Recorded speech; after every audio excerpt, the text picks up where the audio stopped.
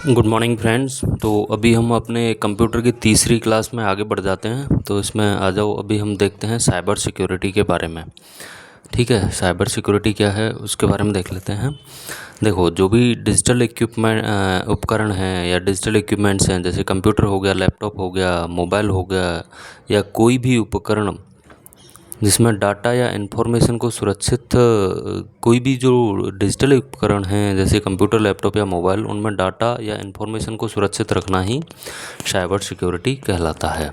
Cyber security को ही internet security भी बोलते हैं, इंफॉर्मेशन टेक्नोलॉजी सिक्योरिटी भी इसी को बोलते हैं, इलेक्ट्रॉनिक इंफॉर्मेशन सिक्योरिटी भी इसी को बोलते हैं। ठीक है, जो साइबर सिक्योरिटी का अदर नेम है वो क्या क्या है? Internet security, information technology security and electronic information security. ठीक है, data encryption method, data encryption जो मेथड होता है उसके थ्रू हम जो साइबर सिक्योरिटी है इसका साइबर सिक्योरिटी को एग्जीक्यूट करते हैं डाटा इनक्रिप्शन मेथड के थ्रू। ठीक है, ये जो इक्विपमेंट होते हैं, आपके कंप्यूटर हो गया, लैपटॉप हो गया या मोबाइल होता है, जब ये नेटवर्क से जुड़ जाते हैं तभी इनको सुरक्षित रखने के लिए ना हम डाटा इनक्रिप्शन मेथड का यूज़ करते हैं। ठीक है, साइबर स्पेस क्या है? देखो, यह शब्द सर्वप्रथम विलियम गिब्सन ने 1984 में अपनी बुक न्यूरोमंसर में किया था। साइबर की दुनिया क्या है? इसमें सभी डिजिटल उपकरण आते हैं, चाहे कंप्यूटर हो, नेटवर्क हो, सॉफ्टवेयर हो, एटीएम मशीन हो या अन्य memory storage devices, cellular phone, satellite phone etcetera. ठीक है, साइबर दुनिया की जो साइबर की दुनिया है उसको नियंत्रित करने वाले नियमों को साइबर लॉज कहते हैं। ठीक है, साइबर वारफेयर क्या होता है? साइबर वारफेयर जब एक देश द्वारा दूसरे देश पर कंप्यूटर नेटवर्क के माध्यम से डाटा को चुराया या नष्ट किया जाता है तो उसको साइबर वारफेयर कहते हैं। साइबर वारफेयर कहते हैं जब एक देश द्वारा दूसरे देश पर कंप्यूटर नेटवर्क के माध्यम से डाटा को चुराया या नष्ट किया जाता है तो उसको क्या कहते हैं? साइबर वारफेयर कहते हैं, एक नेशन से दूसरे नेशन में। ठीक है, एग्जाम्पल क्या है इसका? देखो, चीन के हैकर समूह APT41 द्वारा फरवरी 2021 में USA के 6 राज्यों के खजानों की जानकारी चुराई थी। ठीक है, नेक्स्ट आ जाते हैं अभी। साइबर क्राइम क्या होता है? जब कंप्यूटर या डिजिटल उपकरण के माध्यम से इंटरनेट या नेटवर्क से किसी दूसरे कंप्यूटर या डिजिटल उपकरण के डाटा को चुराया जाता है या डिलीट किया जाता है या बदल दिया जाता है तो ये साइबर अपराध की श्रेणी में आता है। कारण क्या है? देखो, इसको साइबर अपराध की श्रेणी में ऐसे क्यों आता है ये?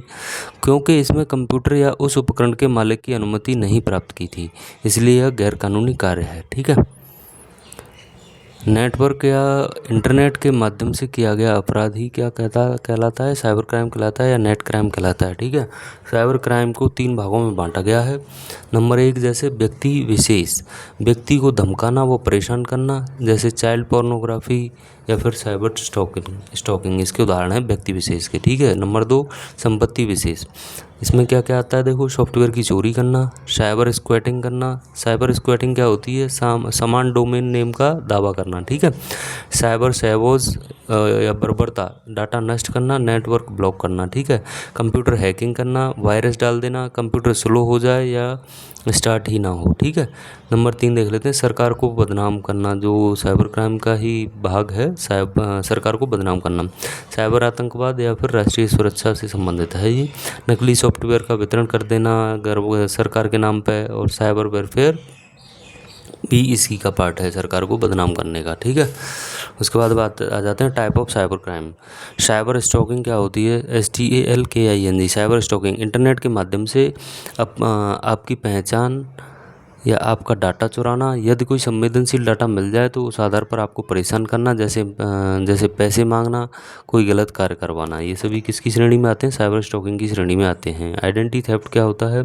यूज़र की निजी जानकारी प्राप्त कर उसका उपयोग करना, जैसे फेसबुक, इंस्टाग्राम की ID एवं पासवर्ड जान लेना और फ्रेंड्स या फॉलोअर से पैसे लेना या धमकी देना। ठीक है, आइडेंटिटी थेफ्ट में ही आता है ये बैंक अकाउंट नंबर जान लेना, डेबिट कार्ड का नंबर पता कर लेना, क्रेडिट कार्ड, कस्टमर ID या ATM पिन कार्ड पता कर लेना और उनके पासवर्ड जानकर ऑनलाइन शॉपिंग या फिर पैसे निकाल लेना ही आइडेंटिटी थेफ्ट हो गया। ठीक है, अभी आ जाओ DOS क्या होता है, डिनाइल ऑफ सर्विस, किसी एक वेबसाइट या नेटवर्क को बाधित कर देना ताकि उसे एक्सेस ही ना किया जा सके। यह कार्य उस वेबसाइट पर मैक्सिमम ट्रैफिक भेज कर किया जाता है। देखो बॉटनेट क्या होता है, ट्रैफिक डालने के लिए यूज़ किया जाता है। इसका कंप्यूटरों का मैक्सिमम नेटवर्क प्रोग्राम बना के इसको और जो कंप्यूटर नेटवर्क को मैक्सिमम नेटवर्क में बदल देता है, ठीक है, बॉटनेट जो होता है।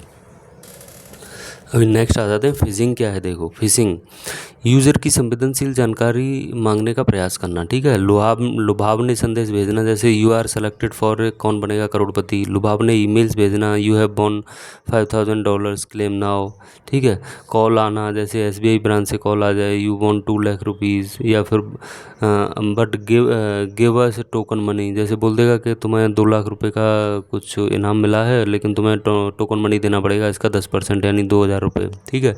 बैंक ID पता कर लेगा, फिर OTP जान लेगा या फिर अन्य जानकारी ले लेगा, यही क्या है, फिशिंग है। स्पैम क्या होता है, देखो आपके ईमेल अकाउंट पर आने वाले अनसॉलिसिटेड मेल्स होते हैं या फिर अनचाहे या अवांछित संदेश होते हैं। यह 1993 में सर्वप्रथम देखा गया था। स्पैम के माध्यम से अटैचमेंट भी होते हैं जिन्हें खोलते ही आपके कंप्यूटर में मैलवेयर आ जाता है।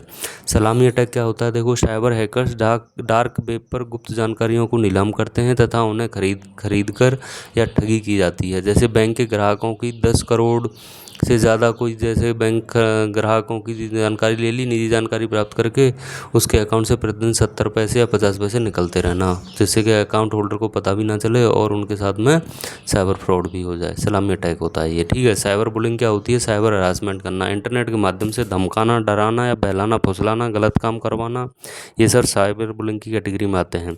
इंटरनेट के माध्यम से परेशान या तंग करना, ठीक है, वीडियो, टेक्स्ट या इमेज भेजकर। साइबर ग्रूमिंग क्या होती है, देखो फेक अकाउंट बनाकर इमोशंस जोड़ना, ठीक है, गेम या सोशल मीडिया के जरिए जॉब ऑफर करना, मेल जो है फीमेल की ID बनाकर उसमें ठगी करता है। बच्चों के साथ बच्चा बनकर दोस्ती करना, फिर उनका यौन शोषण करना भी साइबर ग्रूमिंग में ही आता है। मेलवेयर क्या होता है, देखो ये मालिशियस सॉफ्टवेयर होते हैं। ये ऐसे सॉफ्टवेयर या प्रोग्राम होते हैं जो आपकी जानकारी के बिना आपके कंप्यूटर में प्रवेश कर जाते हैं, ठीक है, कंप्यूटर प्रोग्राम को करप्ट कर देते हैं और नेटवर्क को बाधित कर देते हैं। डाटा को चुरा सकते हैं, डाटा को डिलीट कर सकते हैं या फिर डाटा को बदल सकते हैं, जो मेलवेयर होते हैं, malicious software. Types of malware देख लेते हैं। स्पाईवेयर यूज़र की गतिविधियों पर निगरानी रखता है, जैसे कौन सी वेबसाइट ओपन की, क्या ब्राउज़ किया, क्या सोशल मीडिया चैट की, ये सभी स्पाईवेयर उसकी गतिविधियों पर निगरानी रखता है। वेब कैम का एक्सेस भी ये ले लेता है। स्पाई का मतलब क्या होता है, जासूसी, ठीक है। स्पाईवेयर ख़त्म हो गया, अभी नेक्स्ट देख लेते हैं स्पाईवेयर का जो परफेक्ट एग्जांपल है वो कीलॉगर है। कीलॉगर क्या होता है कि स्ट्रोक रिकॉर्ड करने के लिए यूज़ किया जाता है, जैसे बैंकिंग यूज़र नेम और पासवर्ड पता कर लेगा, ऐसे सोशल मीडिया के यूज़र नेम एंड पासवर्ड पता कर सकते हैं कीलॉगर की सहायता से, ठीक है। मोबाइल पर ऐड आना शुरू हो जाएगा, अगर मोबाइल पर ऐड आना शुरू हो गया तो उसको मैडवेयर बोलते हैं। एडवेयर क्या होता है, देखो यूज़र को अनचाहे रूप से एडवर्टाइजमेंट आना शुरू हो जाता है। जैसे ही एडवर्टाइजमेंट पर क्लिक करते हैं आपकी ब्राउजिंग जानकारी पता चल जाती है और उसी प्रकार एडवर्टाइजमेंट आना शुरू हो जाता है सभी स्थानों पर, ठीक है। वॉर्म क्या होता है, WORM, या ईमेल, चैट, मैसेज या वेब पेज से आसानी से कंप्यूटर में प्रवेश कर सकता है और फाइल की कॉपी बनाना शुरू कर देता है। ऐसा तब तक करता है जब तक कंप्यूटर के सभी प्रोग्राम में न पहुंच जाए। कॉपी बनाने से मेमोरी भरना शुरू हो जाता है। काफ़ी समय बाद यह डाटा या प्रोग्राम को करप्ट या नष्ट भी कर सकता है। कंप्यूटर स्पीड स्लो हो जाती है। पैच क्या होता है, देखो यह ऐसा प्रोग्राम या सॉफ्टवेयर है जो पूरे प्रोग्राम के उस हिस्से को सही करता है जहां बग या त्रुटि थी। जैसे प्रोग्राम को अपडेट या फिर किसी सॉफ्टवेयर की प्रोडक्ट की परचेज वर्जन जो रहता है, ठीक है। ट्रोजन हॉर्स क्या होता है, ये मेलवेयर का वह रूप है जो किसी सॉफ्टवेयर के अंदर छिपा रहता है। बैकडोर क्या होता है, विदाउट ऑथेंटिकेशन के थ्रू प्रोग्राम का वह कमज़ोर हिस्सा जहां से हैकर प्रवेश कर जाता है वही बैकडोर होता है। इसके लिए कोई ना कोई मालवेयर इंस्टॉल किया जाता है, ठीक है। जैसे जो किसी जो ट्रोजन हॉर्स होता है वो जो सॉफ्टवेयर में छुप जाता है, वो देखो क्या क्या करता है। डाउनलोड मैनेजर सॉफ्टवेयर का क्रैक वर्जन आपने अगर लिया है, डाउनलोड मैनेजर सॉफ्टवेयर का क्रैक वर्जन लिया है तो उसमें भी ट्रोजन हॉर्स आ सकता है। गेमिंग का क्रैक वर्जन लिया है तो उसमें भी ट्रोजन हॉर्स आ सकता है सॉफ्टवेयर के रूप में, ठीक है। अदर सॉफ्टवेयर लिए हैं, ठीक है। सॉफ्टवेयर इंस्टॉल करते ही ट्रोजन हॉर्स इंस्टॉल हो जाता है और अब यह स्पाईवेयर जैसे काम करेगा, ठीक है। रग सिक्योरिटी सॉफ्टवेयर क्या होता है?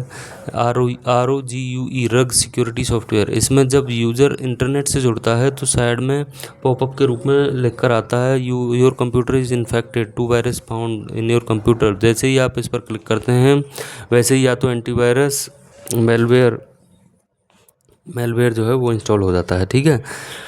मेलवेयर परचेज या फिर इंस्टॉल फ्री वर्जन रैंसमवेयर मांगेगा। तो ये फिर क्या बोलेगा कि आपका वायरस इन्फेक्टेड है कंप्यूटर या मोबाइल, आप ये फ्री वर्जन वाला जो एंटी मेलवेयर ऐप है इसको आप डाउनलोड कर लीजिए। उसके बाद में वो फिर रैंसमवेयर करेगा, ठीक है, रैंसम की मांग करेगा, ठीक है, फिरौती की उसको। अब तभी वो सही होगा फिर आपका कंप्यूटर, ठीक है।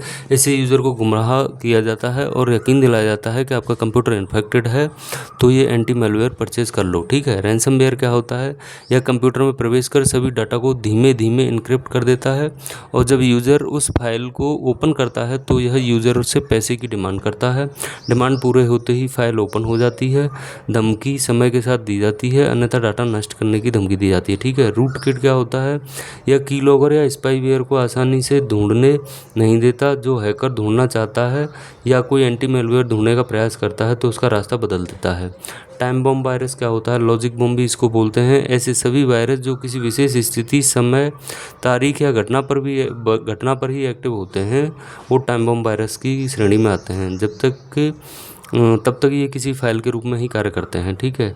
पैकेट स्निफिंग क्या होती है? देखो, जैसे डाटा होता है इंटरनेट पर, डाटा जो ट्रांसमिट होता है टीसीपी प्रोटोकॉल के थ्रू वो पैकेट के रूप में जाता है, ठीक है। तो जो पैकेट के रूप में डाटा जा रहा है उसको बीच में से ही डाटा को पैकेट के रूप में विभाजित करके भेजा जाता है। इन पैकेट्स को गंतव्य तक पहुंचने से पहले ही कॉपी करके रिकॉर्ड बना लेना ही पैकेट स्निपिंग कहलाता है, ठीक है। साइबर क्राइम से बचने के उपाय देख लेते हैं। Number 1, protect your identity. अपना नाम, पता व बैंकिंग डिटेल्स इंटरनेट पर देने से बचें व सुनिश्चित करें कि यह वेबसाइट सुरक्षित है। Number 2, protect your data. जो भी फाइनेंशियल जानकारी या संवेदनशील जानकारी को इनक्रिप्ट करें।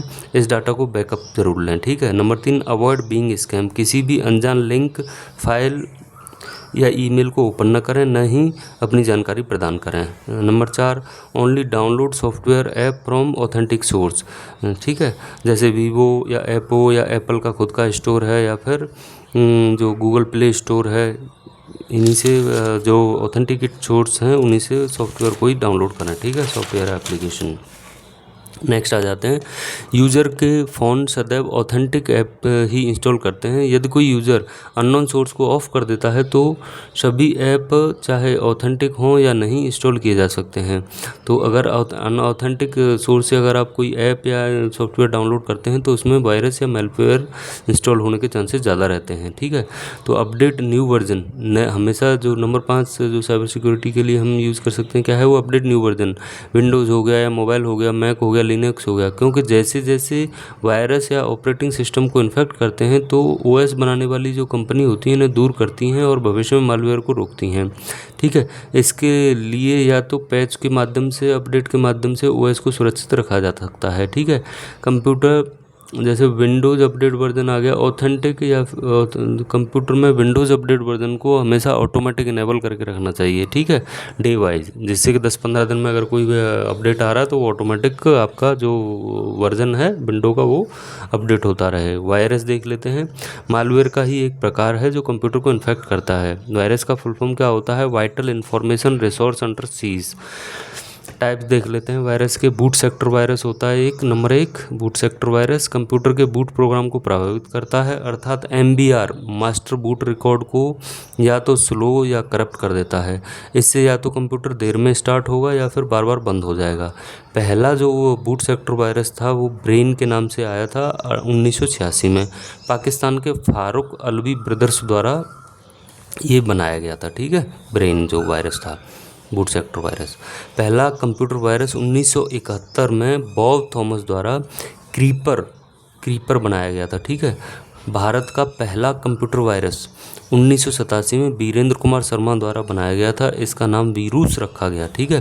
Number 2, direct action virus. Direct action virus क्या होते हैं? इससे ही नॉन रेजिडेंट वायरस भी कहते हैं। यह स्वयं को .exe या .com से जोड़ते हैं। यदि इन पर क्लिक कर दिया जाए तो मेमोरी में सेव हो जाते हैं। रेजिडेंट वायरस क्या होता है? जो स्वयं को मेमोरी में सेव कर लेते हैं। मल्टी पार्टी वायरस क्या होते हैं? जो .exe या फिर .com वाली फाइल के साथ में मास्टर रूट कोड को भी इन्फेक्ट कर देते हैं। ठीक है। ओवरराइड वायरस क्या होते हैं? जो प्रोग्राम के कोड को या तो हटा देगा या फिर रिप्लेस कर देगा या ओवरराइड कर देगा। Number 6, polymorphing virus. ये क्या होते हैं? सेल्फ इनक्रिप्टेड वायरस होते हैं, अर्थात यह जिस फाइल को इन्फेक्ट करेगा उसे इनक्रिप्ट कर देगा। इससे स्कैमर इसका पता नहीं लगा पाता है। ठीक है। बहुत ही खतरनाक होता है ये पॉलीफॉर्मिंग वायरस जो रहता है। ठीक है। नेक्स्ट नंबर 7 देख लेते हैं, फाइल इन्फेक्टर वायरस। सभी प्रकार की फाइल्स को इन्फेक्ट करता है। सोर्स जो रहता है इसका ऑनलाइन गेम या फिर वर्ड प्रोसेसर रहता है। ठीक है। नंबर 8 देख लेते हैं, मैक्रो वायरस। वर्ड प्रोसेसर की लैंग्वेज मैक्रो होती है। ठीक है। मैक्रो भाषा में लिखा वायरस होता है। ये मैक्रो वायरस जो रहता है, जैसे मेलिसा आया था 1999 में आया था, ये एक मैक्रो वायरस था। ठीक है। जैसे ही वर्ड फाइल खोलेंगे ये वायरस फैल जाता है। नंबर 9 देख लेते हैं, स्पेस फिलर वायरस या कैविटी वायरस। फाइल के खाली स्थानों को भरने का कार्य करता है। यदि आप कोई फोल्डर बनाएं तो एक फाइल ऑटो में वहाँ पे आ जाती है। ठीक है। कुछ इंपॉर्टेंट वायरस देख लेते हैं। आई लव यू के नाम से आया था एक, नंबर 1, सन 2000 में ईमेल के माध्यम से फैला था। जो आई लव यू वायरस है वो 2000 में ईमेल के माध्यम से फैला था। नंबर 2 देख लेते हैं, कॉर्नफ्लिकर। ये जो कॉर्नफ्लिकर वायरस है सन 2008 में MS विंडो को इन्फेक्ट किया था इसने। नंबर 3 देख लेते हैं, जीविस या जेड बॉट के नाम से भी जाना गया था। इसको 2007 में आया था। ये एक ट्रोजन हॉर्स था। जो जीव्स है ये एक ट्रोजन हॉर्स था जो फाइनेंशियल डिटेल्स प्राप्त करने के लिए बनाया गया था। ठीक है। नंबर 4 देख लेते हैं, सेसर। ये क्या है? 2004 में आया था। MS विंडो को इसने प्रभावित किया था। नंबर 5 देख लेते हैं, स्लैमर क्या था? 2003 में आया था, माइक्रोसॉफ्ट की सिक्योरिटी तोड़ने के लिए। नंबर 6, ब्लास्टर 2003 में आया था, MS विंडो में आया था ये। नंबर 7, माइडूम 2004 में आया था, ईमेल व P2P के माध्यम से। ठीक है। Number 8, code red 2001 MS window को प्रभावित किया था। नंबर 9, निंडा 2001 ईमेल के माध्यम से। वायरस से बचने के लिए उपाय, एंटीवायरस का प्रयोग करें। एंटीवायरस जैसे AVG हो गया, अवास्ट हो गया, क्विक हील हो गया या नॉर्टन हो गया, ये सभी क्या हैं? एंटीवायरस सॉफ्टवेयर हैं। ठीक है। डिजिटल फुटप्रिंट क्या होता है? देखो, किसी कंप्यूटर या मोबाइल या डिजिटल उपकरण से इंटरनेट के माध्यम से जितनी गतिविधियां की जाती हैं उसे डिजिटल फुटप्रिंट कहते हैं। इससे किसी यूज़र की गतिविधियां ट्रेस की जा सकती हैं। ठीक है। अभी जो गतिविधियां होती हैं, गतिविधियों को जो ट्रेस करते हैं वो कैसे ट्रेस करते हैं? जो डिजिटल फुटप्रिंट वाली जो गतिविधियां हैं उनको ट्रेस करने की 2 तरकीबें हैं। जैसे एक्टिव डाटा ट्रेस है नंबर 1। इसमें क्या होता है? यूज़र ने इंटरनेट के ज़रिए जो भी ब्राउज़ किया या देखा, चाहे वेबसाइट हो या सोशल मीडिया या चैट, और फिर वापस आया तो जो भी डिजिटल उपकरण फिर बंद कर दिया तो उसको पूरे को ट्रेस आउट किया जा सकता है। ठीक है। पैसिव डाटा ट्रेस क्या होता है? इसमें ब्राउज हिस्ट्री कुकीज़ का प्रयोग कर यूज़र की गतिविधियों का पता लगाया जाता है। कुकीज़ क्या होता है? देखो, यूज़र के वेब ब्राउज़र की टेक्स्ट फाइल है जिसमें यूज़र की सभी डिटेल्स होती हैं। यह फाइल इस वेबसाइट के सर्वर या यूज़र के ब्राउज़र को भेज देता है। ठीक है।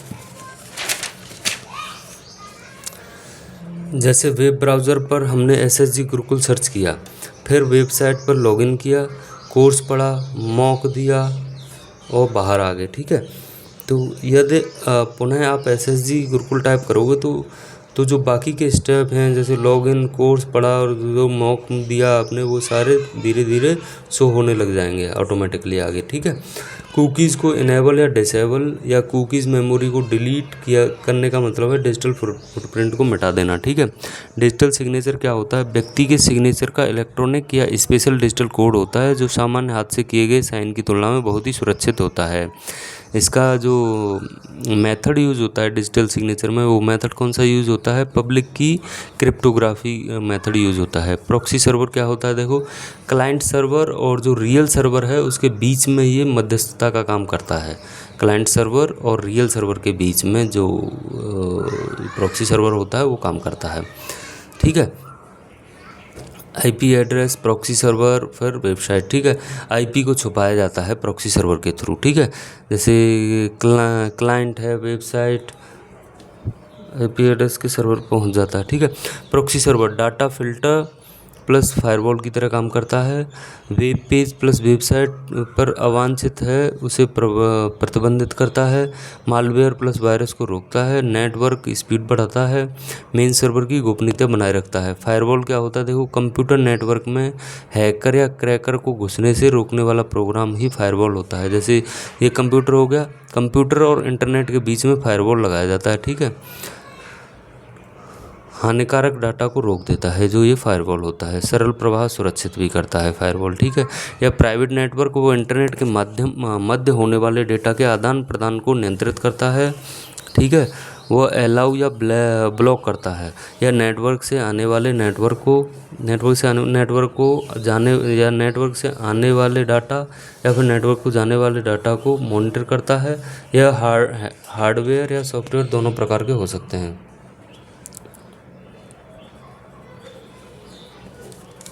ठीक है। उसके बाद आ जाओ टाइप्स ऑफ फायरवॉल।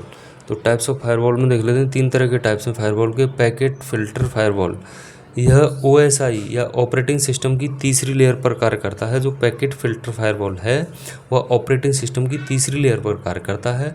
डाटा छोटे छोटे पैकेटों में बटा होता है।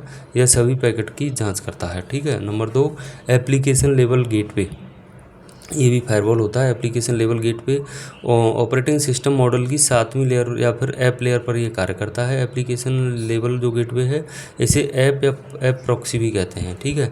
सर्किट लेवल गेटवे, तीसरा नंबर जो है फायरवॉल का, सर्किट लेवल गेटवे, ये क्या करता है, या ओएसआई मॉडल की 5वीं लेयर या फिर सेशन लेयर पर कार्य करता है। या टीसीपी प्लस यूडीपी नेटवर्क के पैकेट को चेक करता है, ठीक है। देखो हैकर क्या होता है, एक कंप्यूटर को हथियार बनाकर दूसरे कंप्यूटर की जानकारी प्राप्त करने वाले को ही हैकर कहते हैं।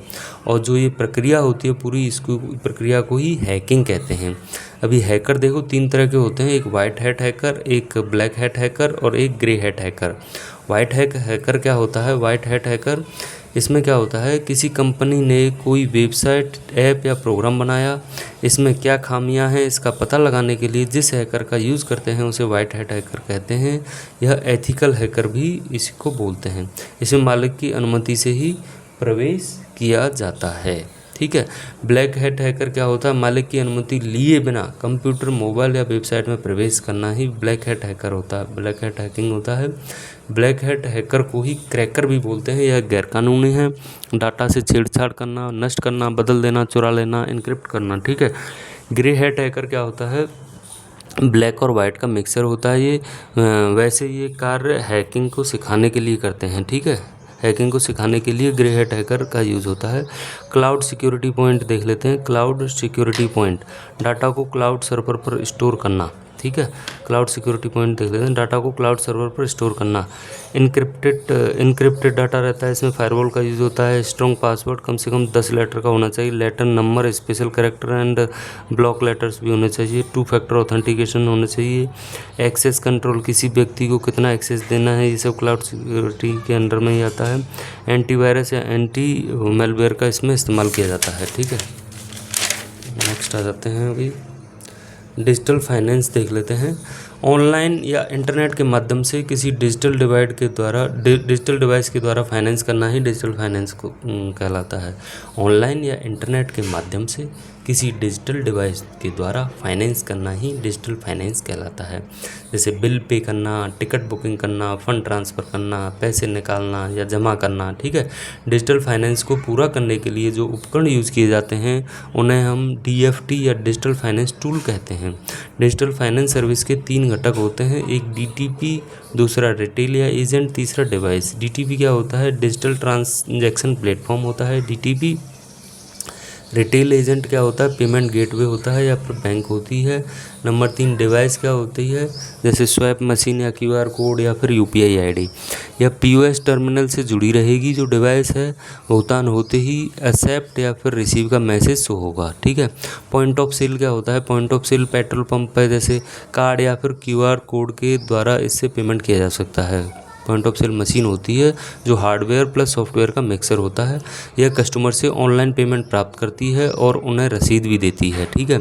इसका आविष्कार, जो पॉइंट ऑफ सेल मशीन का आविष्कार किया था 1986 में जीन मोसर द्वारा किया गया था, ठीक है।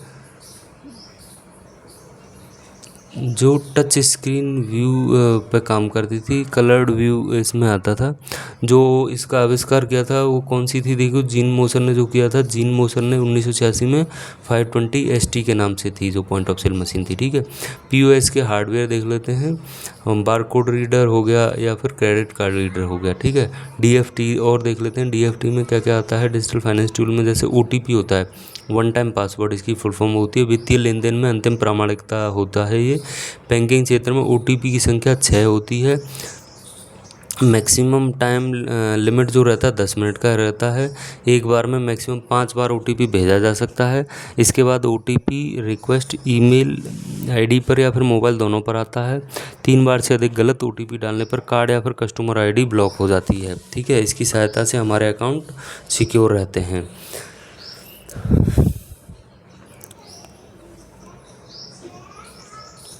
हमारे अकाउंट सिक्योर रहते हैं, जैसे ईमेल अकाउंट हो गया, बैंक अकाउंट हो गया या फिर नेट बैंक अकाउंट हो गया। क्यूआर कोड क्या होता है, देखो नंबर 2 जो डीएफटी का ही QR code, quick response code, यह 2 डायमेंशन मैट्रिक्स बार कोड होता है। इसके जो जनक थे मासाहिरो हारा थे, जापानी वैज्ञानिक। जो क्यूआर कोड की जो खोज करी थी मासाहिरो हारा ने, जापानी वैज्ञानिक ने करी थी। इनकी कंपनी का नाम था डेंसो वेब। पहला क्यूआर कोड 1994 में बनाया गया था। इसका विश्व में पहली बार ऑटोमोबाइल इंडस्ट्री में इसका उपयोग किया गया था, जो क्यूआर कोड था, ठीक है। 1994 में जो बनाया गया था। क्यूआर कोड में 4 स्टैंडर्ड इनकोडिंग मोड होते हैं, या तो न्यूमेरिक होगा या अल्फ़ा न्यूमेरिक होगा या बाइनरी होगा या फिर कांजी होगा। कांजी मतलब पूरे मिक्स हो जाएंगे इसमें, अल्फ़ा न्यूमेरिक या बाइनरी, ठीक है। वर्तमान में सभी डाटा को क्यूआर कोड में कन्वर्ट किया जा सकता है। क्यूआर रीडर जो मोबाइल में ऑटो इंस्टॉल आ रहा है उसके माध्यम से हम स्कैन कर सकते हैं। ऑनलाइन पेमेंट या किसी डाटा या फिर फाइल या फिर ऐप तक पहुंचना हो तो उसके लिए भी क्यूआर कोड का यूज़ करते हैं, ठीक है। अभी देख लेते हैं यूपीआई, यूनिफाइड पेमेंट इंटरफेस। 11 अप्रैल 2016 को एनपीसीआई द्वारा इसको बनाया गया था। और एनपीसीआई जो है वो रेगुलेट कौन करता है, उसको आरबीआई रेगुलेट करती है, ठीक है। National payment corporation of India, NPCI, ठीक है। फुल फॉर्म क्या होता है एनपीसीआई का, national payment corporation of India. जो यूपीआई है यह डिजिटल पेमेंट या फिर रियल टाइम पेमेंट सिस्टम का एक तरीका है। यूपीआई आईडी बैंक द्वारा प्राप्त कराई जाती है। मोबाइल ऐप जैसे फ़ोनपे, जीपे, पेटीएम से बैंक अकाउंट को अटैच कर दिया जाता है, उसमें बैंक सेलेक्ट करके फिर इसमें यूपीआई आईडी बन जाती है, ठीक है। इसको बनाने के लिए देखो, रजिस्टर्ड मोबाइल नंबर से एसएमएस भेजेंगे, अर्थात यदि बैंक में मोबाइल नंबर से कोई अकाउंट ऐड है तो शो होगा। अकाउंट नंबर की लास्ट 4 डिजिट शो होंगी। 2 डेबिट कार्ड की सहायता से 16 डेबिट कार्ड जो रहता है वो 16 अंक का रहता है, उसमें सीवीवी और एटीएम पिन डाल के भी रजिस्टर कर सकते हैं। यूपीआई पिन बनाने का 4 से 6 डिजिट का न्यूमेरिक कोड होता है। अब यूपीआई आईडी जैसी बन जाएगी, अब यूपीआई आईडी जिसको भेजना है उसका जैसे जो भी नंबर है वो डालेंगे, उसमें वैलिडिटी रहती है। अमाउंट दर्ज करेंगे, मैसेज फिर हेलो जो भी लिखना है लिख दो। यूपीआई पिन डालेंगे, पर्सनल आइडेंटिफिकेशन नंबर होता है पिन का फुल फॉर्म। यूपीआई पिन डालते ही अमाउंट से आपके अकाउंट से पैसा अमाउंट डिडक्ट हो जाएगा, ठीक है। इससे क्या होता है, यूपीआई आईडी से पैसा प्राप्त कर सकते हैं या पैसा भेज सकते हैं। यूपीआई आईडी एक वर्चुअल आईडी होती है। एक किस किस में काम करती है, बैंक टू बैंक काम करती है, P2P करती है, पीयर टू पीयर, P2M करती है, पीयर टू मर्चेंट। यूपीआई के माध्यम से पैसा प्राप्त करना पुल कहलाता है। यूपीआई के माध्यम से पैसा भेजना पुश कहलाता है। यूपीआई को एक पायलट प्रोजेक्ट के तहत 11 अप्रैल 2016 को RBI governor doctor Raghuram Rajan ने मुंबई में लॉन्च किया था।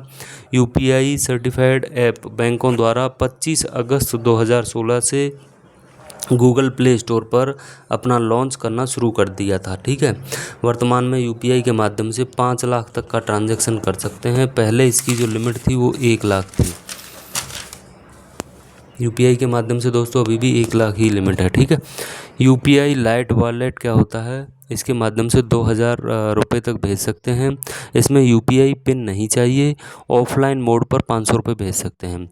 यूपीआई फ्रॉड रोकने के लिए पहला पेमेंट 2000 तक ही हो सकेगा। ठीक है, हिटैची पेमेंट सर्विस ने यूपीआई एटीएम लॉन्च किया, अर्थात इस एटीएम पर क्यूआर होगा। पैसे ट्रांसफ़र करते ही उतने पैसे एटीएम से निकल जाएंगे। ठीक है, ई रुपी क्या होता है? देखो, इलेक्ट्रॉनिक रुपीज़ यूपीआई का है ये ई रुपी। 2 अगस्त 2021 को ये लॉन्च हुआ था। स्वास्थ्य परिवार कल्याण मंत्रालय द्वारा लाया गया था।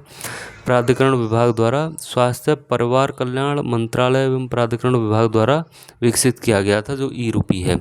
एईपीएस क्या है? देखो, आधार इनेबल्ड पेमेंट सिस्टम।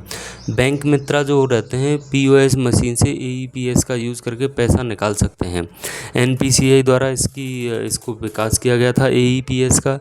पैसे इसमें जमा कर सकते हैं, पैसे ट्रांसफ़र भी कर सकते हैं, केवाईसी कर सकते हैं, बैलेंस इंक्वायरी भी कर सकते हैं। स्टेप क्या होते हैं इसमें? देखो, आधार कार्ड को अपने बैंक अकाउंट से अटैच करें। इसके लिए बायोमेट्रिक व आईआरएस स्कैन होगा। 12 अंकों का आधार नंबर डालें। क्या करना है? पैसे निकालना है, डालना है वो डालें।